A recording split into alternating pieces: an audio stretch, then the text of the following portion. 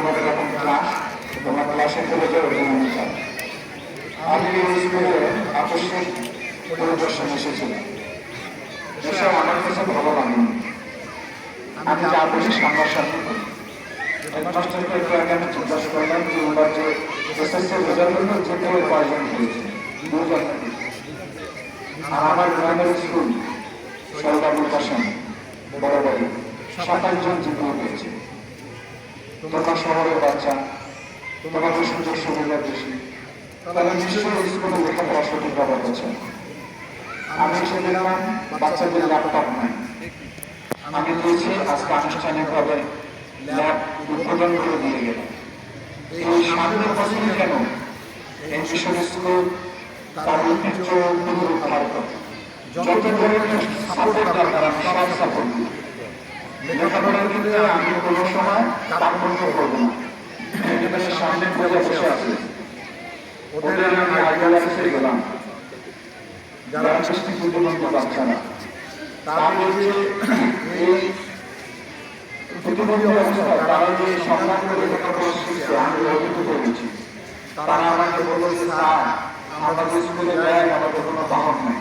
আমাকে গত পরশুদিন থেকে আমার নিজের রক্ষায়ণ একটা বাহন দিয়েছে। কেন দিয়েছি? কারণে যাতে কোনো সুযোগের অভাবে তারা পিছিয়ে না পড়ে। সব রকম সুযোগ সৃষ্টি করবো। এই মিশন স্কুল আমার পারিবারিকভাবে আমরা সম্পৃক্ত। আমার বড় বোন বড় ভাই কয়েকজন লেখাপড়া করেছে স্কুলে, তারা অনেক মেধাবী ছিল। তারা আজকে দেশের বিভিন্ন জায়গায় প্রতিষ্ঠিত হয়েছে, অথচ স্কুলে ছাত্র সংখ্যা কমে গেছে, লেখাপড়ার মান কমে গেছে। আমি শিক্ষকরা আমার কথা শুনছেন, আমি কিন্তু মাঝে মাঝে আসবো।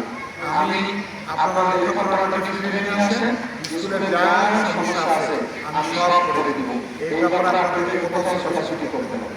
কথা বাড়াতে চাই না, সোনামণিরা লেখাপড়ার কোনো বিকল্প নেই। তোমরা লেখাপড়া করো, মনোনিবেশ করো, আগের মতো আর পরীক্ষা হবে না। পরীক্ষা ভালো হলে যোগ্যতার প্রমাণ দেওয়া। অনেক বাচ্চারা না বুঝে আমাদের বর্তমান মাননীয় শিক্ষামন্ত্রী মহোদয়ের কথা অনেকে বলেছি। এটা বলার কোনো প্রয়োজন ছিল না। উনি তো অভিভাবক, উনি তো দায়িত্বপূর্ণ। ওনাকে তার কথা বলাটা আমাদের কি কালচারে আসে? এটা কি ধরনের আমাদের মূল্যবোধ, পারিবারিক মূল্যবোধ? আমরা শিক্ষককে সম্মান করবো, মুরব্বীদেরকে সম্মান করবো, বাবা মাকে সম্মান করবো, তারা জীবন ভালো হবে। তোমরা যদি আজকে এই ধরনের আপত্তিকর কথা বলো, ভবিষ্যতে তোমাদের ভবিষ্যৎ প্রজন্ম তোমাদের এই ধরনের আপত্তিকর কথা বলবে। আমরা যদি সেভাবে কেউ তৈরি না হয়, আমি আশা করি এই ঐতিহ্য ফিরিয়ে নিয়ে আসতে হলে আমি স্কুল কমিটি, হেডমাস্টার, শিক্ষক মন্ডলীকে বলে গেলাম যখন যা দরকার আপনারা বিদ্যালয়ের প্রাঙ্গণের মাটিকে তিনি স্পর্শ করেছেন, আমাদের হৃদয়কে তিনি আনন্দিত করেছেন। এটা আমি আমার ম্যানেজিং কমিটি, শিক্ষক কর্মচারী, ছাত্রছাত্রীদের পক্ষ থেকে আমার আন্তরিক শুভেচ্ছা এবং কৃতজ্ঞতা জ্ঞাপন করছি। সেই সঙ্গে আজকে আমি ধন্যবাদ এবং কৃতজ্ঞতা জ্ঞাপন করছি যে আমাদের নেতা, যিনি মাটির মানুষের শিক্ষার্থীদের সকল মানুষের কথা তিনি চিন্তা করেন, ভাবেন এবং সেই অনুযায়ী কাজ করেন।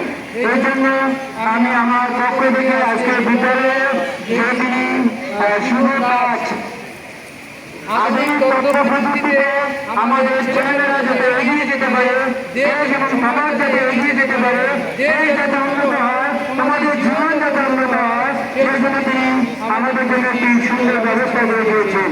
আমরা চাই তারপরে তিনি আমাদেরকে এই সমস্ত দিয়েছেন।